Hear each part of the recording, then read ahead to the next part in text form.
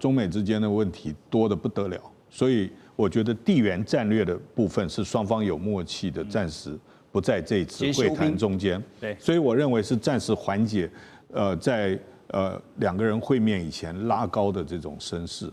但是这个缓解是暂时性的。那战线拉长，因为中美之间的战略竞争，它会是非常长期的一个竞争。而所有的项目不一定那么快能够谈下来。其实中国共产党对外所有的谈判都是先谈大原则，然后谈大框架，在那个框架定了以后，其他的东西中国可让的会让，但是红线、底线思维通通在里面。国际上的重头戏就是川习会了。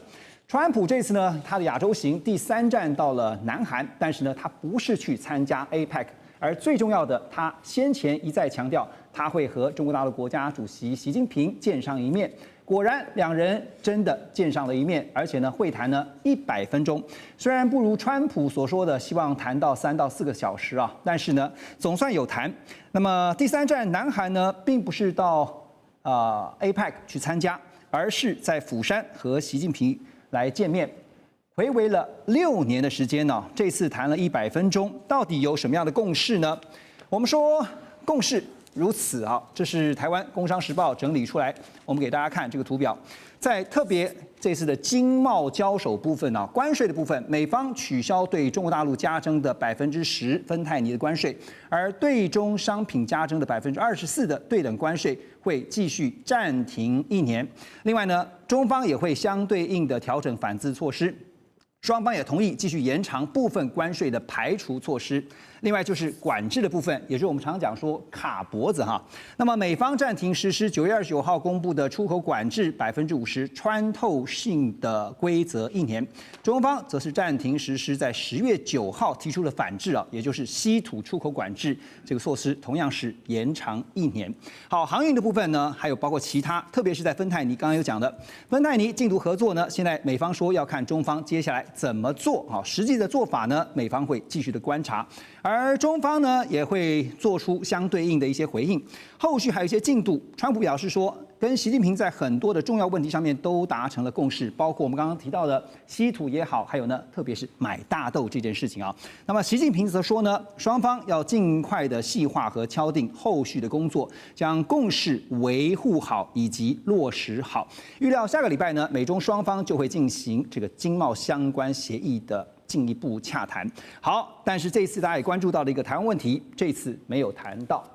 马上就先来问一下黄老师哈，因为这次我们看到在事后，川普接受媒体的访问，媒体请他给自己打分数啊，说10分是满分的话，他说我是12分啊，这个还多了2分哈，显然是非常的满意啊。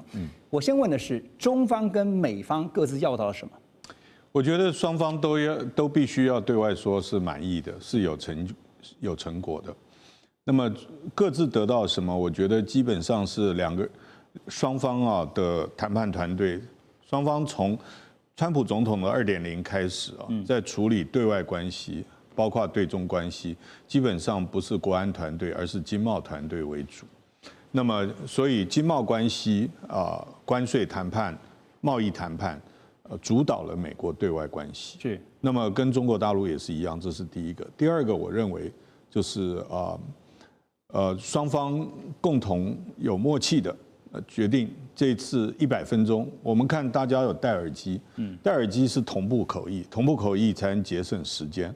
那么100分钟，老实讲那个中美之间的问题多得不得了，所以我觉得地缘战略的部分是双方有默契的，暂时。不在这一次会谈中间，对，所以我认为是暂时缓解，在两个人会面以前拉高的这种声势，但是这个缓解是暂时性的。那战线拉长，因为中美之间的战略竞争，它会是非常长期的一个竞争，而所有的项目不一定那么快能够谈下来，所以从这个4月份的这个所谓解放日开始，一路已经换了世界5个地点在双边在谈，但是还是高低起伏对，还没有最后的定案，所以战线必须要再往后拉长。老师，您看哈，有分析是这样认为说，美方这次要到是土豆泥啊，就是包括稀土、大豆还有芬太尼简称土豆泥。中方其实你看到的是习近平在这个两国元首会面的时候，他并没有提出要求，他只是说呢，我们要保持大国的风范，所以也有一个分析就是说，中方其实希望把美方拉回到4月2号以前，甚至是包括在2017、2028那个时间，我们重新拉回去。对，因为在川普的第一任期的时候，双方是有一个没有执行的一个当初框架谈好的一个贸易协议。那我觉得中国大陆基本上，其实中国共产党对外所有的谈判都是先谈大原则，然后谈大框架，在那个框架定了以后，其他的东西中国可让的会让，但是红线、底线思维通通在里面。有没有像是双方都演了一场戏？对，双方剧本是合写的嘛，所以演起来就很自然了。好，为什么说是一场戏哈？因为在川习会之前呢，我们也看到了美国贸易代表署在24号就提前早一步的宣布，他们说呢，要依据美国1974年贸易法案第301条规定啊，那么对中国大陆呢是否有履行美国总统川普在第一任期所签署的第一阶段贸易协议要展开调查。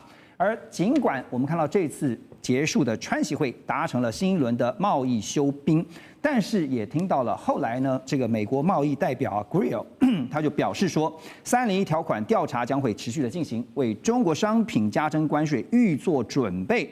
然后呢，川普在见完了习近平呢，他也说呢，这个4月份呢，川普说他会访问中国大陆，接下来呢，习近平也会访问美国，但是真的会如期举行吗？接下来当然得看中美两国的互动是如何。好 ，Russ 啊，现在你先看一下，就是说 Greer 这一季，我们讲说回马枪啊，怎么解读？所以很明显，其实川习会这次谈的看起来相当愉快，然后川普觉得有这个封锁是获得很多的好的。你觉得川普有达到他的目的？川普觉得他达到他的目标，然后另外说实在，我有看到很多台湾评论员，他们说是一个川普大胜利，然后一直称他，我觉得没有台湾评论员也没有这个必要。但是说实在，川普觉得他有获得很多东西，尤其是贸易方面，而且整个行程不管是在吉隆坡、东京或南海，也没有什么负面的外交事件。他跟其他国家谈领袖都谈得非常愉快。对。但是像 Greer 贸易代表强调这个调查还是会进行，那就很明显。不管这次怎么样谈的，跟习近平中国达成什么样的共识等等，政治地缘政治或其他的外交考量，国防国安等等，甚至台湾问题，以后还是会浮面台上了，还是会影响到中美关系，这个真的是不能避免的。所以不是说好像休兵1年吗？怎么在这个会后突然又按照过去几年？那刚刚老师有提到2017、2018年，然后川普刚上任不久，就是在第一年他访问中国，对不对？但是过了几个月，就是进到2018年，贸易战就开始了，而且川普最后两年多，那贸易战一直恶化了，中美关系整个。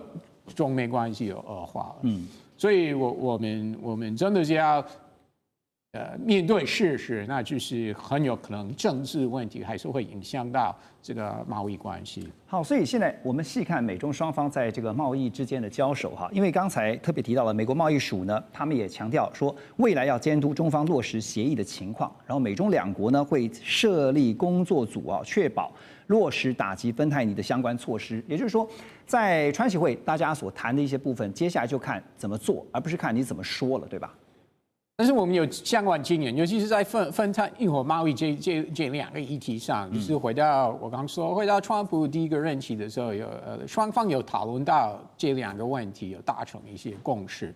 拜登执政的时候也是，但是不久之后，美国还是会认为中国没有履行他的承诺，那就破局了。所以，如果我们真的要理性看待的话，可能要最安全的猜测是不久之后还是会破局了。OK， 现在就是看，就是美方可能会觉得中方说话不算话，但是呢，中方对美方也是如此啊，就是你只光说不练啊。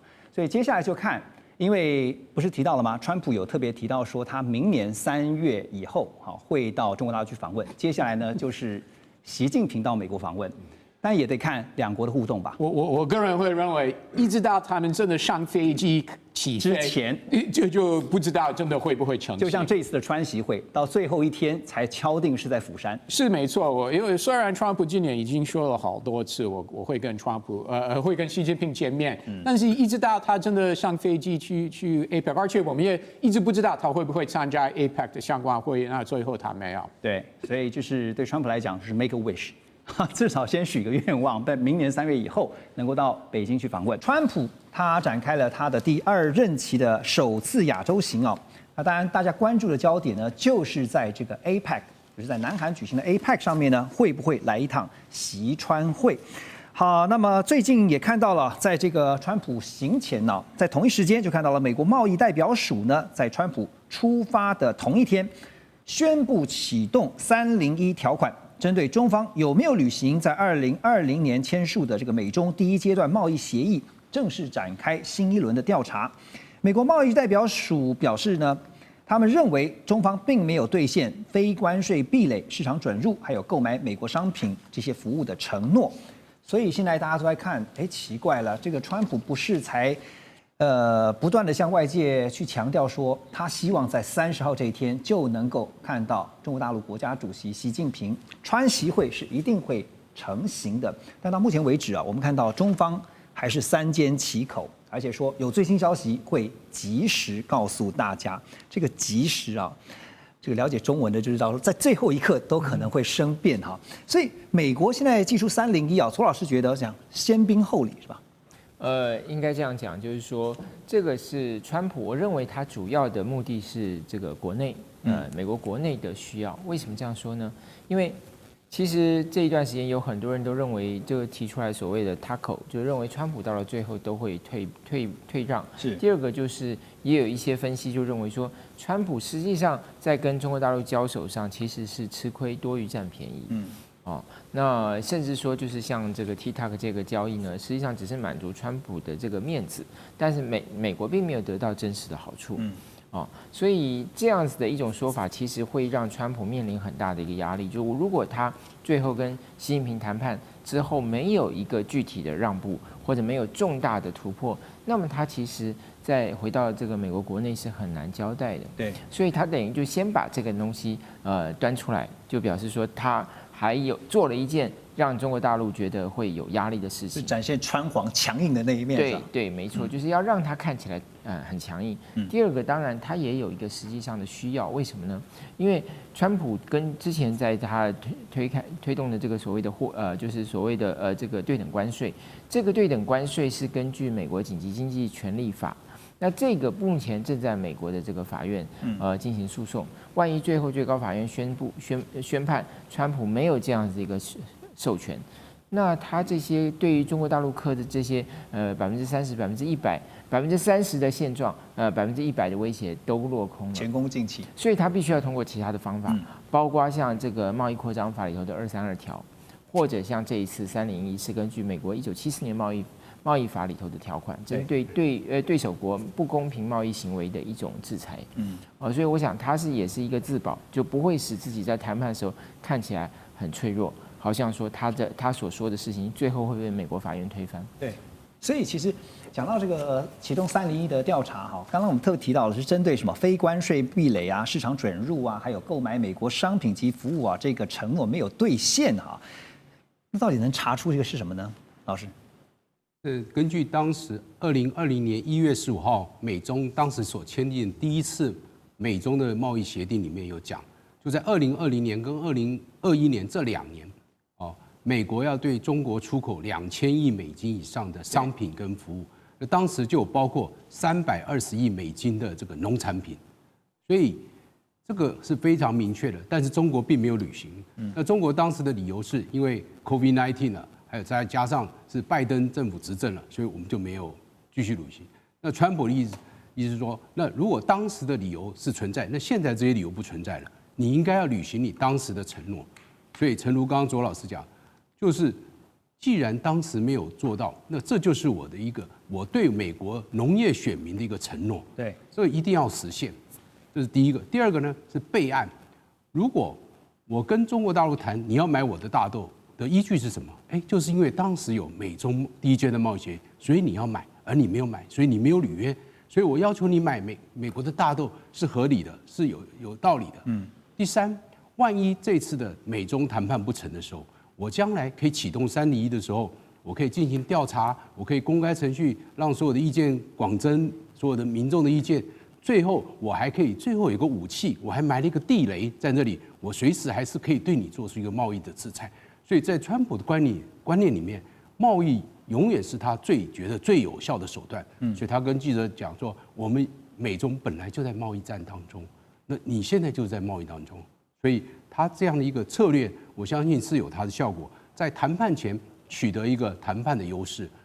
那第二呢，对美国国内的农民也所交代。第三，万一谈判不成的时候，那我是可以发动301，我是可以对你做出制裁的。我后面还有后手，即使美中谈判有了结果，我后面还埋了一个地雷，我随时还有可能启动这样的一个机制，对你做出制裁。所以是保持说他不输的一个程度。OK， 棒子先拿出来，然后告诉你说，承诺就是承诺啊，就是 a promise is a promise 啊。可是，在川普的这个口中听到说承诺就是承诺，好像似乎有点讽刺啊。Russ 啊，你怎么看啊？因为10月30号现在是表定，就是川普这边已经特别透过白宫说10月30号川习会可能要登场了啊。但是我们也知道10月31号是 Halloween 万圣节，万圣节的 slogan 就是 trick or treat 嘛。你觉得最后会是 trick 还是 treat？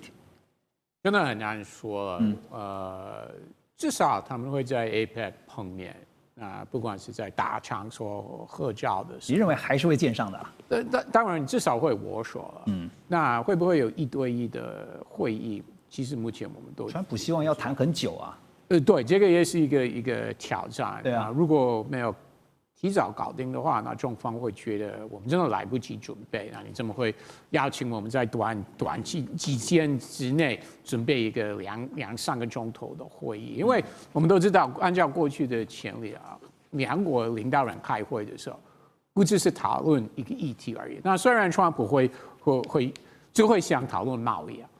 其他议题他不太会想。有啊，在马来西亚，现在 Bason 跟这个黄文韬已经开始先前的都在谈了一些东西了，但是还是快来不及准备了，真的。所以我真的认为，到最后才知道，都还会有变数，就是一定会有变数。也许到时候看两个人谈话的时间有多长啊？对，这个1个小时一个重点，因为我刚刚说了，川普会想讨论贸易啊，但是中方会认为说，除了贸易之外，我们还要讨论其他议题，尤其是台湾这个议题。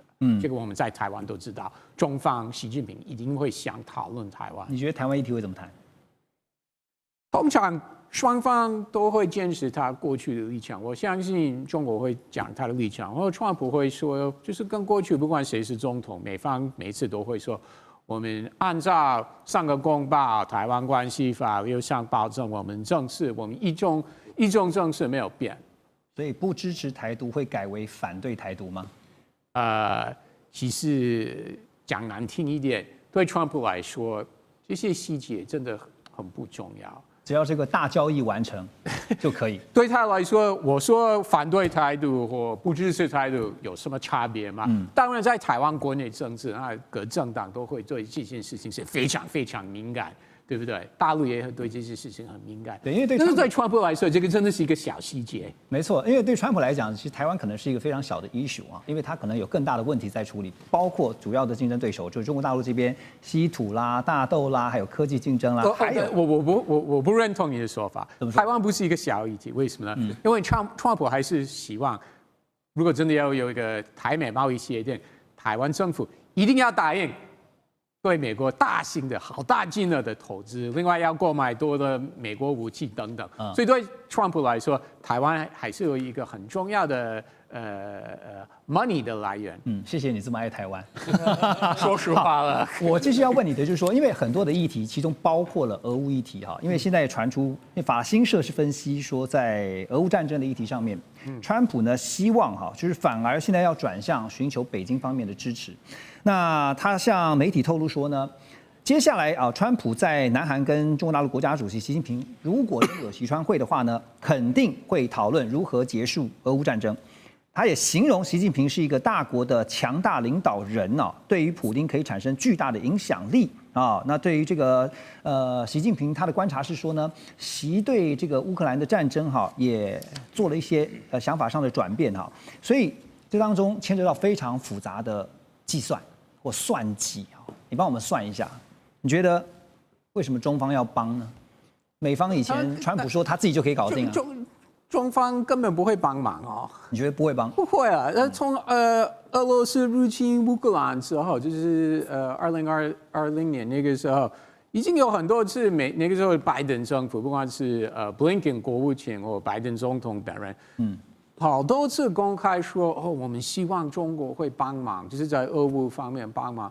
那结果是没有，中俄关系那么好。那当然，虽然那个时候中国有提出他们的所谓的和平方案，那之后就不理了。我说乌克兰就不理，俄罗斯也不理啊。所以中国帮调停人的可能性真的是很低，而且说服普京真的这个可能性不低。而且我相信川普不会想向习近平提这个请求习近平你帮个忙，怎么可能？这个根本不符合川普的 style， 所以我真的觉得是不可能啊。这个邱老师怎么看？同样的问题，我觉得法新社很有想象力，对，因为第一个就是这个报道，他是去揣摩川普嘛，但我们知道川普在像这种大的议题上面，他是很难揣摩的，因为他所有的想法都是视当下情况而定。他即便昨天讲的跟今天做的也不一样，所以法新社的这篇报道已经可以去预测说，他们川普见习近平的时候会去讨论俄乌战争的议题。我觉得可能性不大。可能是法新社希望川普这么的。我觉得现在很有可能，因为我们最近这段时间经常看到欧洲媒体，对，因为他们对川普态度的忧虑，所以最近很多欧洲的媒体都会有另外一种的角度来写，然后等看看白宫会不会出来否认。因为白宫如果出来否认，就表示这个可以划掉，因为不会。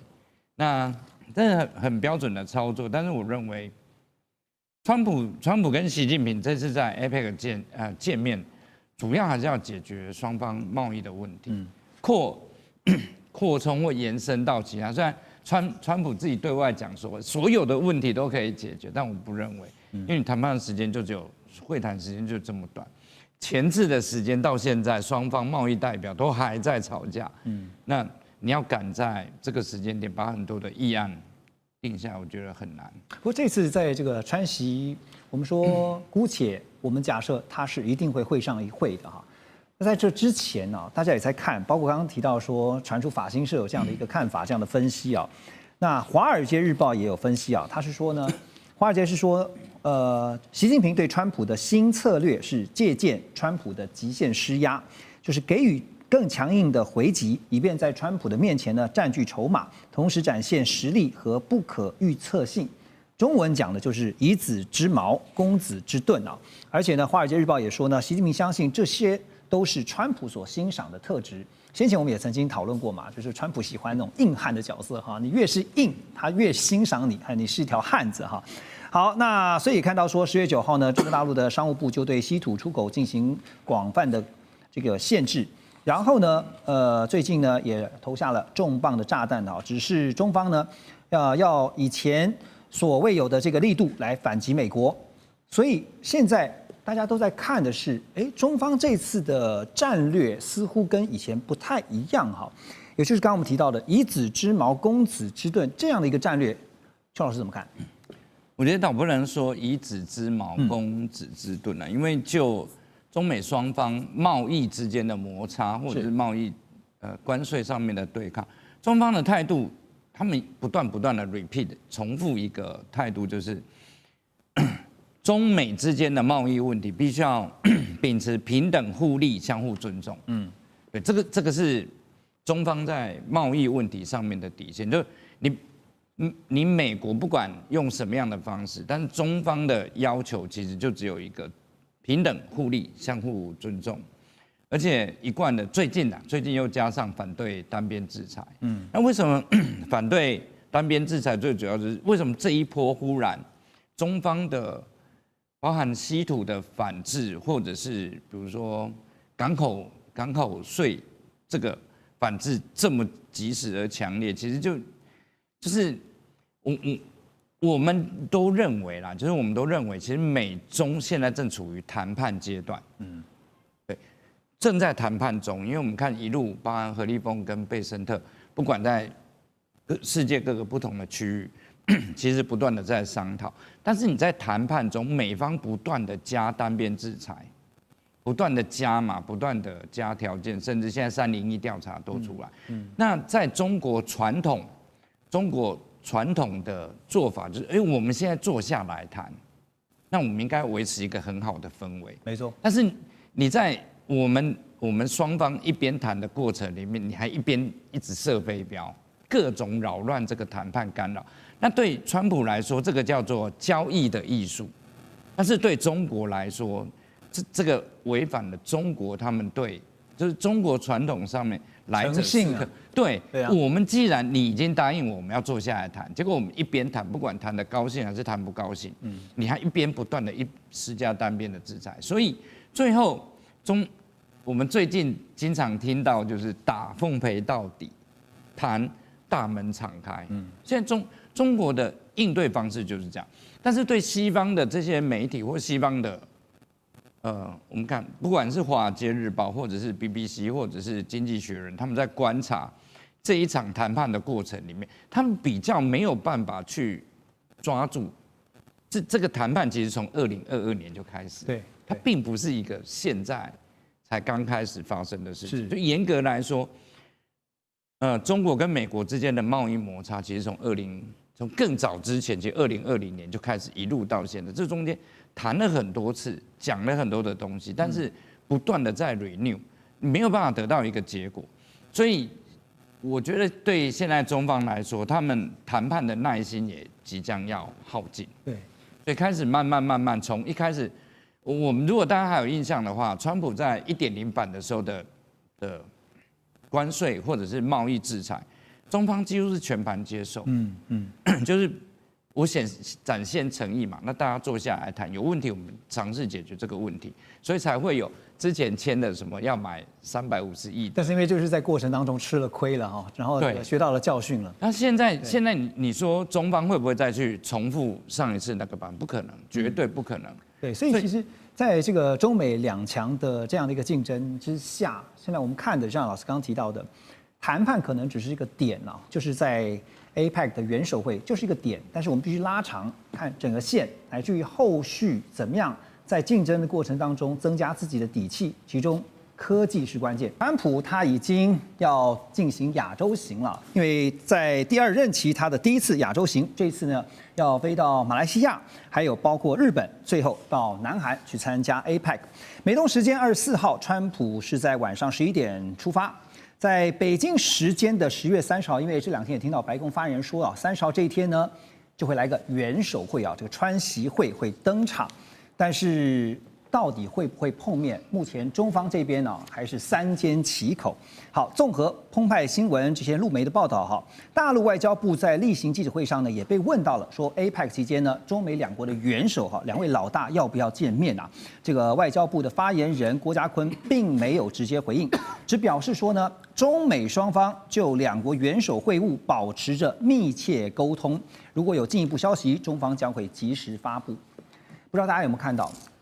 在 APEC 这段期间，川普访问亚洲的这一段时间啊，10月31号是什么日子呢？是万圣节啊！我就想到万圣节一句口号，就是 “trick or treat”， 不给糖就捣蛋。所以中美双方现在逻辑都是如此吗？一直压着按兵不动啊！中方尤其说，我们还没确定哦，这个部分怎么看？大使？我想基本上现在应该就是何立峰跟这个贝森特在马来西亚的谈判啊，他们先谈，进入到白热化阶段。不过就郭家坤啊，中国大陆外交部的发言人的讲法已经有微妙的变化了。他之前会说这个问题我没有进一步的消息提供，可是问题就是说这一次的表示就里面就有玄机了，他直接对这个问题答，他说中美两国中美双方两国元首会晤保持密切沟通，是双方正在沟通这件事情，沟通到最后一刻，他连就是说他之前连有在沟通他都不提，对，他现在承认有沟通，他说如果有进一步消息，中方将及时发布。这我们来解读，就是说现在正在紧锣密鼓的谈判，在安排当中。那如果有进一步消息，我就让你知道；也可能没有进一步消息，就是黄掉了。所以呢，这一次我觉得大陆吊这个川普的胃口真的吊足川普胃口。川普24号，也就是今天，应该是他已经上飞机了吧？应该差不多了。对，上飞机这个之前的话，他还不晓得见不见得到习近平，所以就变成就有点像让我想起来以前陈水扁那上飞机以后然后那个记者问说，报告我们要飞到哪里？下一站在哪里？结果大家都不知道，那个时候就记者就说这叫盲流，这是一个。那川普这个上飞机很符合川普的风格，他就喜欢唬来唬去装神弄鬼的。这次他自己饱尝这个这次我觉得他自己真的冒了一个大险。如果说习近平不见他的话，他的国际声誉就是太没面子了，在美国他也的声誉就垮掉了。对，那所以我觉得现在应该是卡在几个关键问题中国大陆要美方答应的部分美方还没点头。你觉得哪个问题？哪些？我觉得很多问题第一个就变成就是说你那个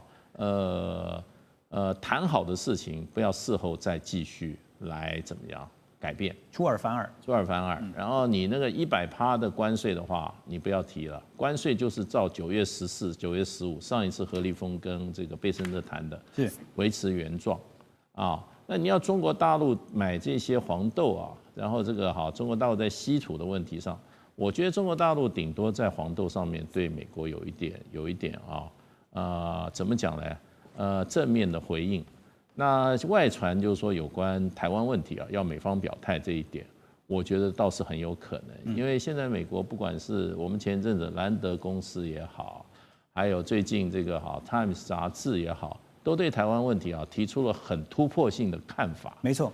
这些我认为都是一种迹象了。兰德讲得很清楚就是美国要支持，要站在中国大陆这边用渐进方式来统一。对，大使，您提到台湾问题我进一步请教吴越老师因为这个北京据传说呢，在华府就要求华府在声明当中，接下来呢，川习会呢，他们要加入反对台独的这个内容这也被认为说是这次谈判的核心诉求之一。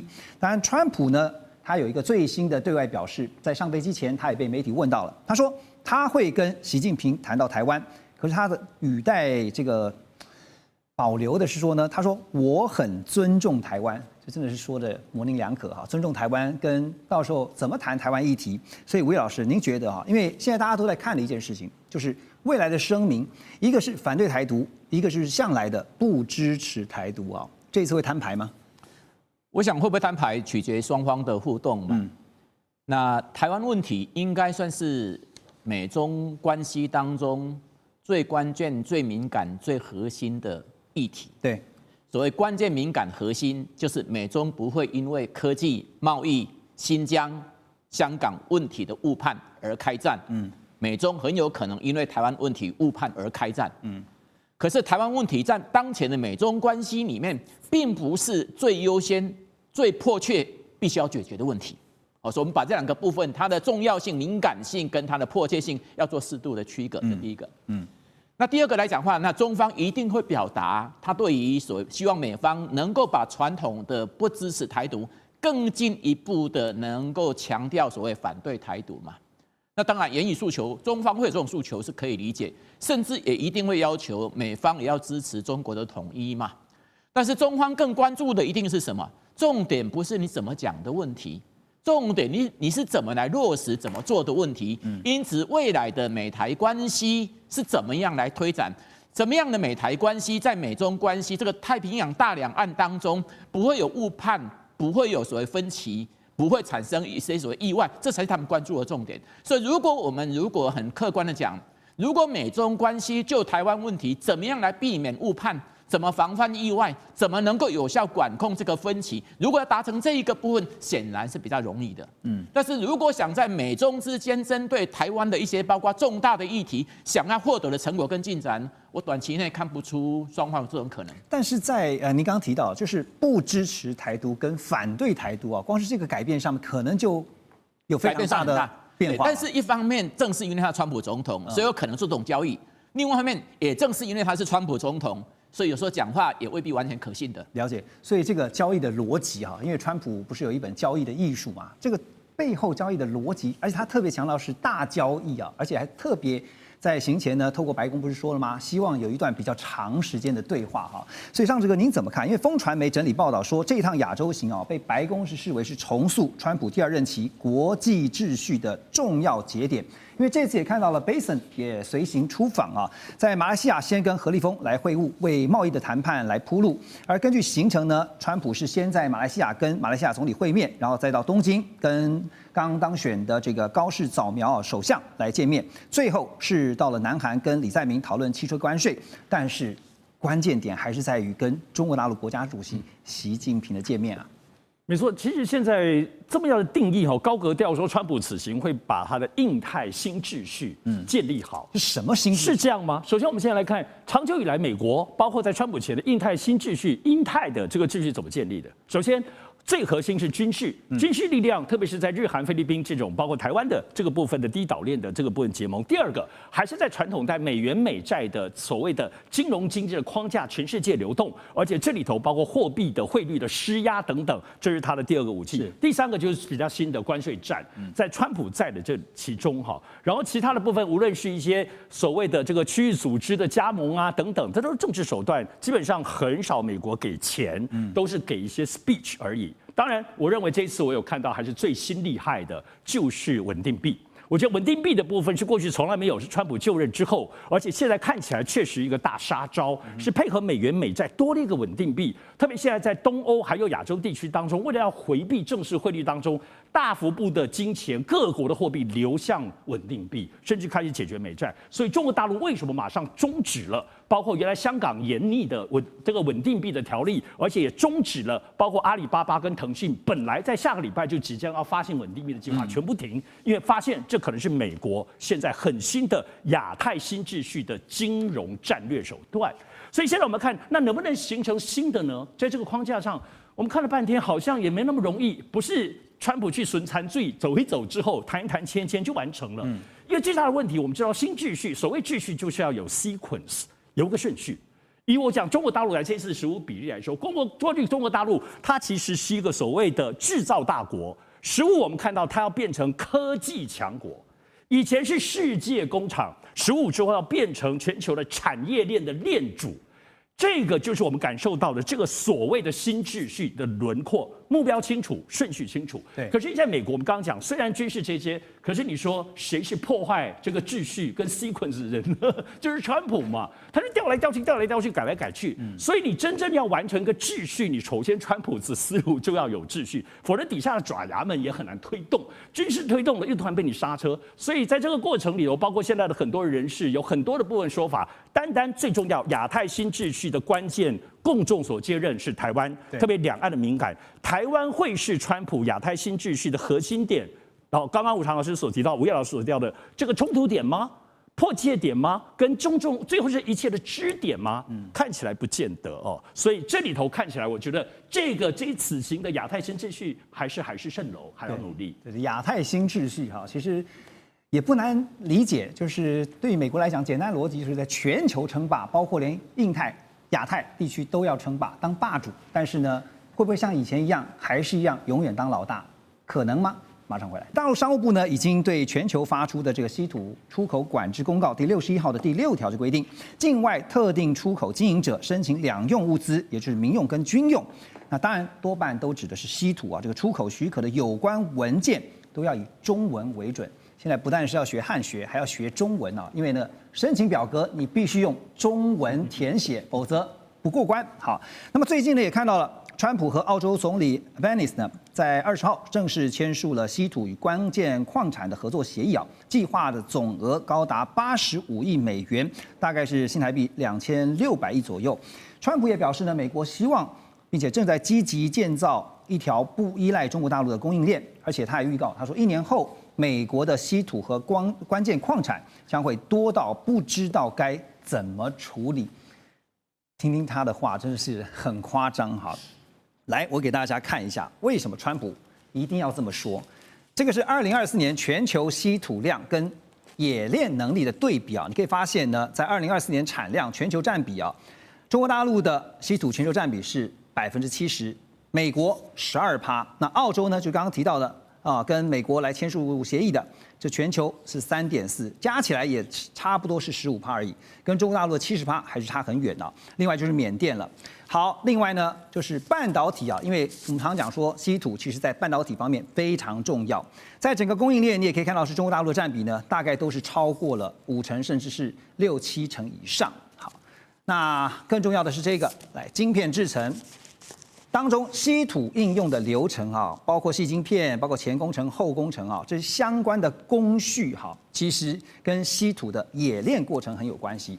现在看到了说，美国找了澳洲来合作，但是稀土的关键在于精炼造成的环保问题，这个部分我想问的是，澳洲会帮忙解决吗？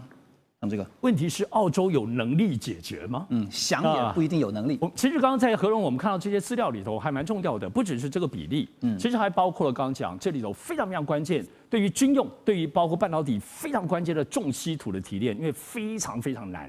因为它的提炼是包括它跟氧化跟这些矿物结合在一起，因为它是副金属，也往往会跟主金属。我们比如说先前需要的一些重要的这个所谓的这个稀土材料，它是要在提炼铝的过程里头顺道提炼出来，所以它其实很复杂。川普会讲这话，就表明他真的不太懂稀土，或他装也可能装。对于稀土产业的这个技术的难度是如何的难？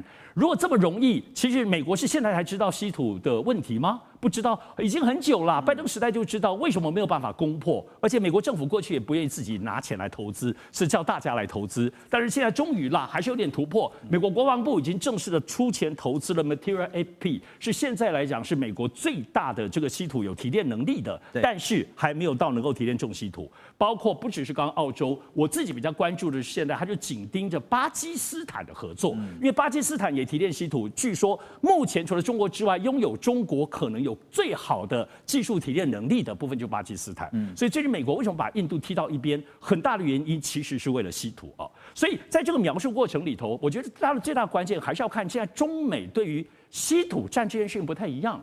以美国来说，它什么都要。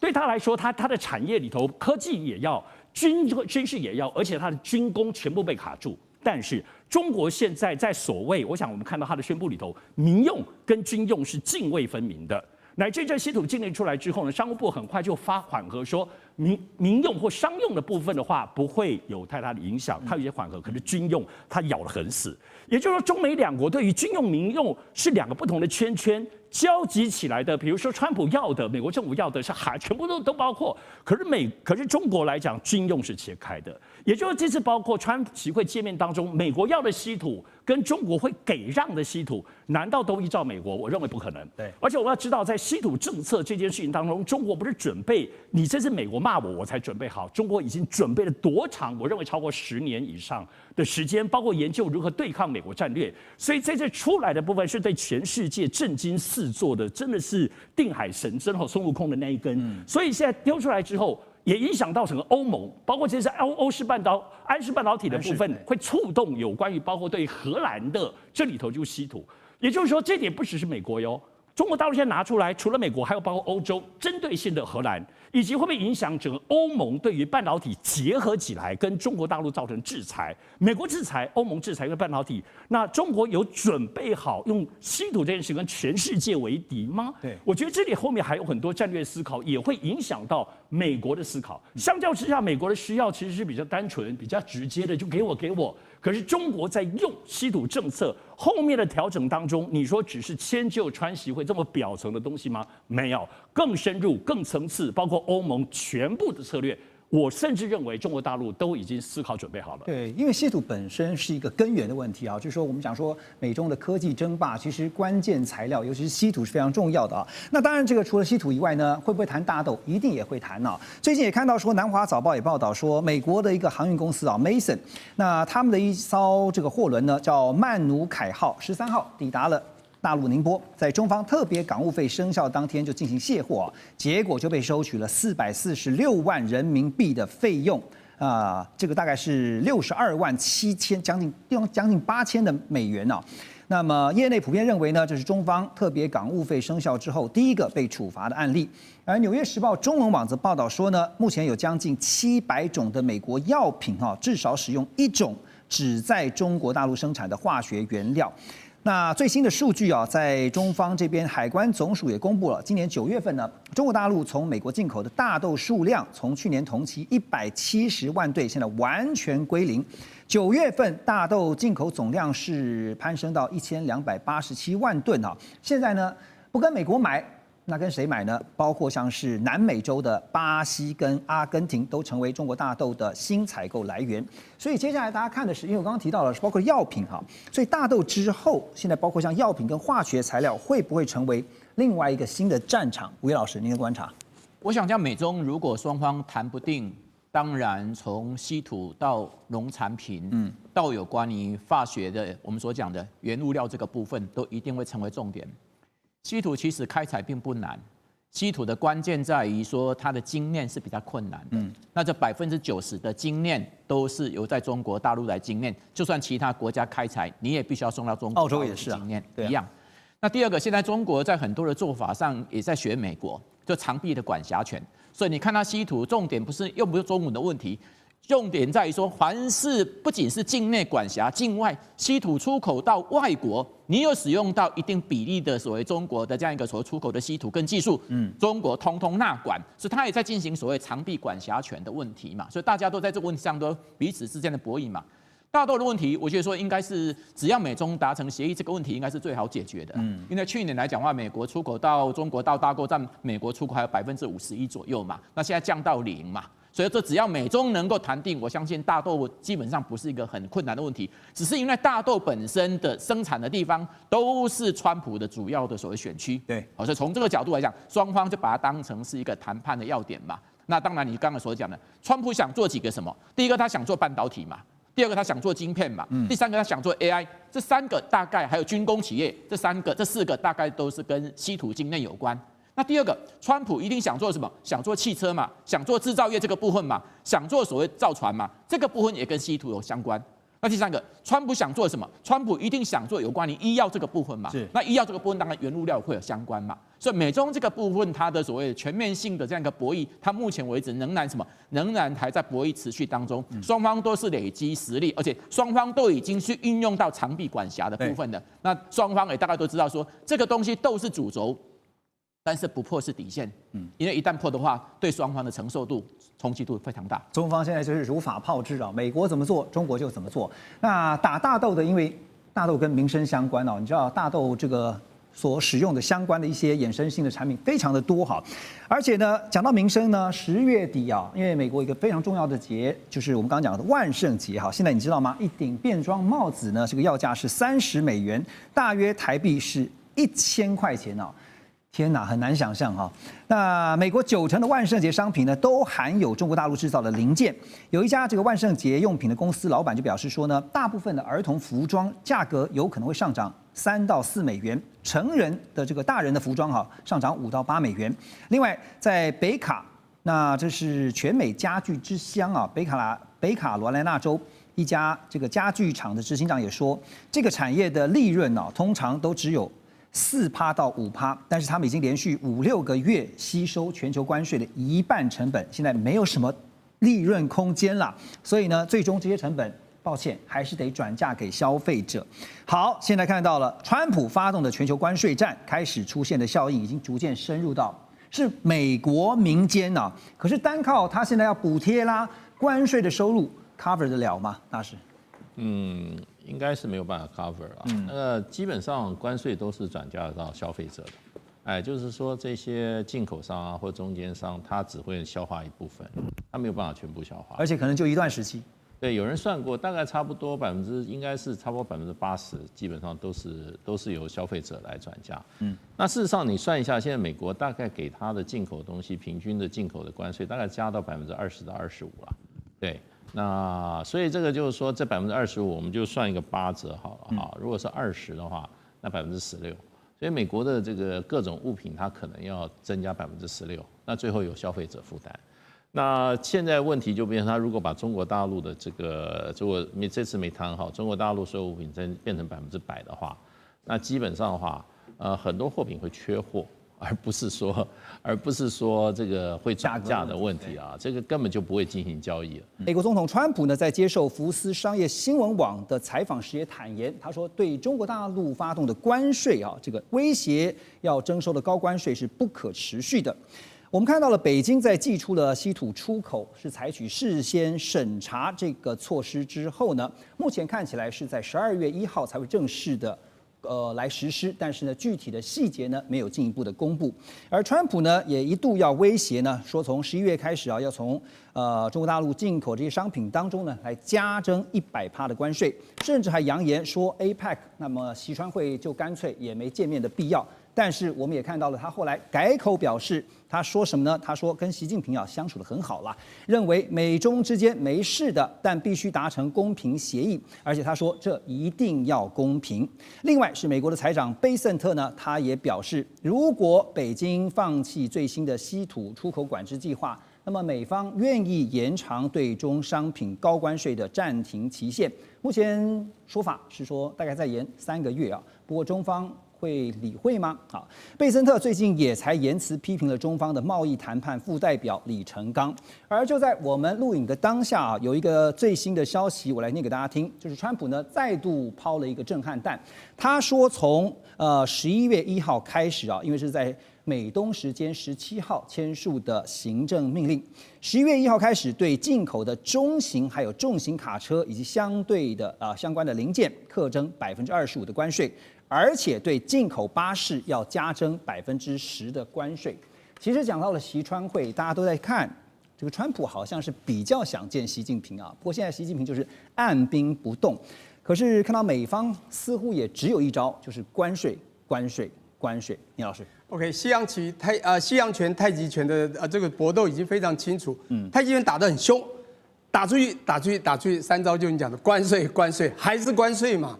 打到最后，你看那只龙从海中突然跳出一只头，他想打它，哎呀，你看被我打下去，噗，身体再打，哎，发现身体这么长，他根本不知道这个海中的龙啊，这个潜龙到底里面有多少的太极拳的实力，这个逆来顺受来回击你。是，我觉得他怕到不得了，美国怕不了，所以当然会想见习近平，因为他真的想一窥究竟你到底有什么东西。因为喊在天空中的老鹰，天天喊关税，我要吃你，你再不听我就要打你。他喊欠了全世界，但是这只龙真的有太多的武器。你刚讲的震撼弹是震撼弹吗？还是关税？卡车巴士又怎样？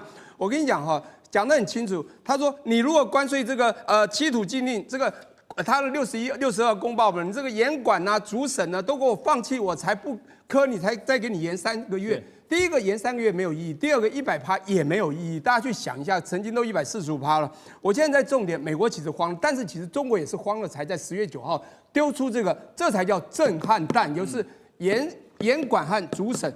这个啊，大家一定要去爬文。其实中国会丢出这个是有2个原因。当然，第一个我们都知道，未来的终极战争就是晶片的先进制程和稀土里面最高阶的可能军用等等的东西。可这里面都有所谓的技术人才和基础设施的问题。证据就叫技术，因为在9月20号有个潘朵拉的盒子到了白宫，竟然有一个铁杆兄弟的巴基斯坦，这个很可怕总理这个谢里夫和元帅这个穆尼尔拿到那边去打开，告诉川普，我要贡献给你，你也要保护我，印度不要只对他好，中国有帮我，你也帮我，这个严重出卖中国，使得中国害怕这个技术会出去，因为这技术里面有所谓的氟碳锡矿以及毒巨石等等的。我必须说明，这是最主要的原因。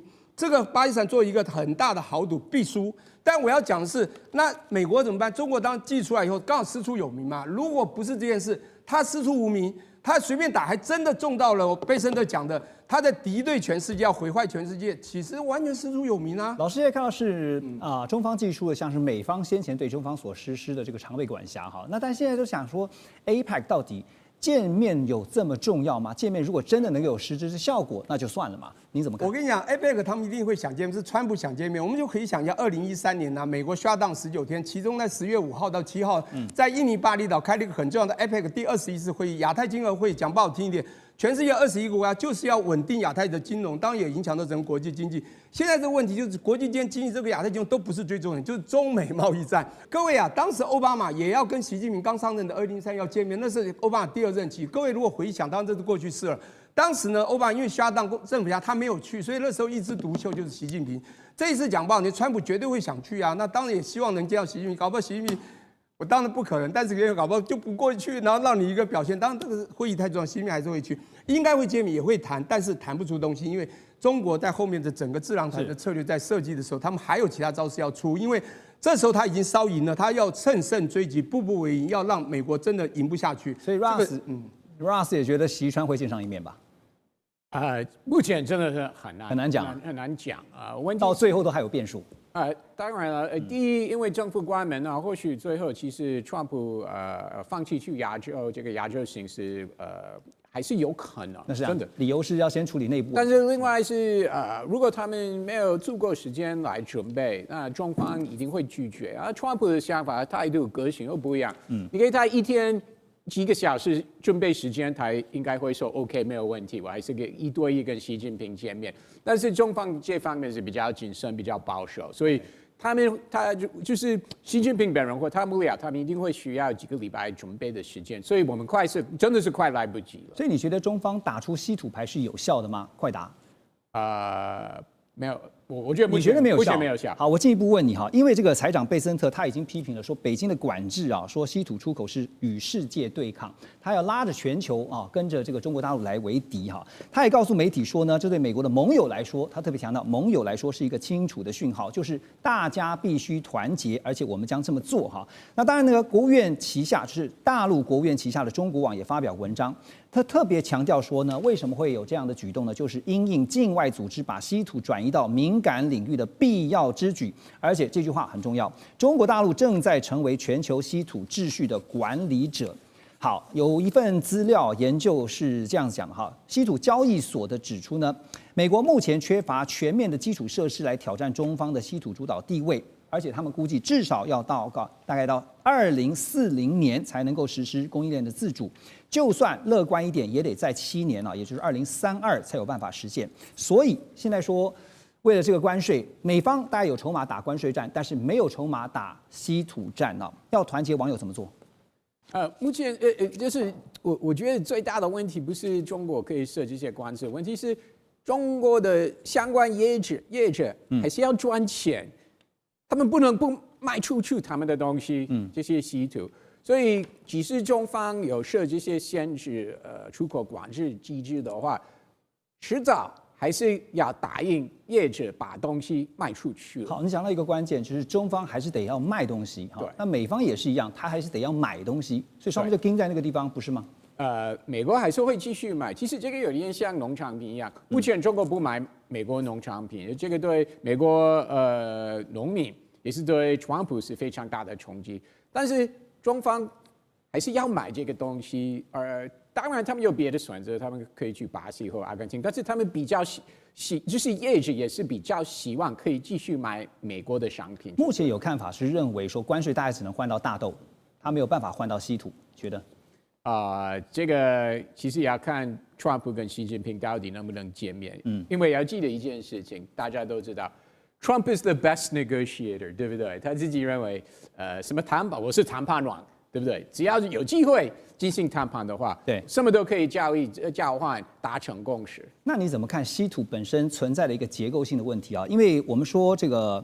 现在中方长期会把稀土作为一个长期的战略哈，那让美方因为一遇到稀土就立场软化哈，所以面对这个问题，你觉得美国有什么样的对策？因为我们看到美国现在也是结合澳洲，它有相关的一些稀土的策略，可是精炼的部分就是精炼这一块还是得回到中国大陆，所以结构性问题怎么处理？这个川普政府已经有相关的动作。第一会松绑相关的许可的这个申请或核准许可的程序了。那希望这个今年可以在美国扩大。对。那另外，川普政府就是跟过去美国政府非常不一样，已经开始直接把美国政府的钱投资相关企业。那如果再次会有类似的机会，因为前几个月国防部有大投资在一个晶圆公司，对不对？7个。对。那川普政府已经说了，如果还有其他的机会，我们还是愿意投资了。那我相信，不管是川普政府或下一个美国总统等等，那以后美国政府可能因为这个是关键的产品。为了国防，为了美国其他的行业，美国政府可能会继续直接投资这个行业，把这个晶圆拿回到美国去了。好，所以关键就是时间问题啊。姜老师，我继续请教你啊。来，我们看一下画面右边啊，这个是《晶片战争》这本书的作者啊，叫 Miller。他说呢，中国大陆的稀土许可这个合可制度的影响啊，几乎可能会遍及全球的晶片业者，但是也会加速全球发展出一个非中国的稀土供应链。另外，在右下方呢，聚亨网啊，北风窗。他引述了北风窗的报道，说其实中国大陆还有一项法宝，就是全球工业用的金刚石啊，中国大陆的占比是95%啊，这个产量非常的高。那这个金刚石呢，这工业用的金刚石是具有高硬度、高耐磨度的特性，特别用在晶片生产线上，你要来切割细片的，这个细片如果不能切的话，就完了。那所以我想请这个姜老师带我们来了解一下，这个科普一下。稀土当然分非常多种哈，在晶片制造上面扮演什么样的角色？还有怎么看这个工业用的金刚石 ？OK， 好，那其实稀土大家会觉得说它是某一种土，那其实稀土它是17种的化学元素的总称哦。在2024年，那稀土呢，在中国其实有占70%，然后它精炼啊，全世界送到大陆去精炼有90%。那第2大稀土生产国是哪里？其实是美国哦。美国是11.5%，它其实只占1/6。那再来是澳大利亚跟缅甸的总和大概是10% 左右。所以其实稀土到处可见。那为什么现在会弄成这样的僵局？主要的原因是因为它其实是高污染的东西。那高污染的话，那过去美国就觉得这种高污染的东西应该在开发中国家，比如说丢给中国。那比如说像半导体，美国也觉得这个东西高污染。很没有效率，所以就丢给台湾。那导致因为过去因为全球化的分工，导致现在反效果来了。现在后悔莫及啊！后悔莫及，那没办法。那我要很快的去重振整个样子的制程，我觉得现阶段来说是没有那么的乐观。那同时呢，刚提到稀土其实到处都有。那目前日本的话是在那个海里面去挖海里面的泥土，然后试着要去精炼。那刚刚有提到说稀土要用在半导体的哪个部分？我们用一个很简单的比喻，通电的东西会需要半导体，能动的东西会需要稀土。OK， 那什么东西能动的？比如说我们现在的马达里面的磁铁都会用稀土。那刚刚提到的研磨会用到稀土。那又提到刚刚又在说，大陆好像有个大烧招叫做人工钻石嘛。那人工钻石用在哪里？第一个会用在研磨。那第二个，他们可能会说用在切割，但是目前来说，晶片因为很优秀，所以它基本上是用雷射切割。那有一个可能也许是记者朋友，也许是物质，因为英文都是 diamond。那 diamond 还会用在哪里？新的第5代的化合物半导体，它其实就是钻石，用蒸镀的方式。那过去可能是第1代、第2代、第3代、第4代。到第5代，我们过去都一直觉得说第5代化合物半导体可能大陆追不上来。那最近有一些论文的引用，还有一些论文的发表，发觉说，没想到大陆竟然在化合物半导体这一块追上来了。OK， 所以等一下我们要来更进一步的去看哈，现在从美中之间的竞争，你可以看到是中国大陆似乎抓到了川普的一个盲点或者他软肋哈。不过不是稀土，而是美股。怎么说？马上回来。2025全球局势必须关注，中美赛局牵动地缘风险，连带影响台海两岸未来。环宇全世界，关心全世界，权威分析，专业观察，客观立场。每周6日，请您准时锁定，一同关心全球大事的瞬息万变。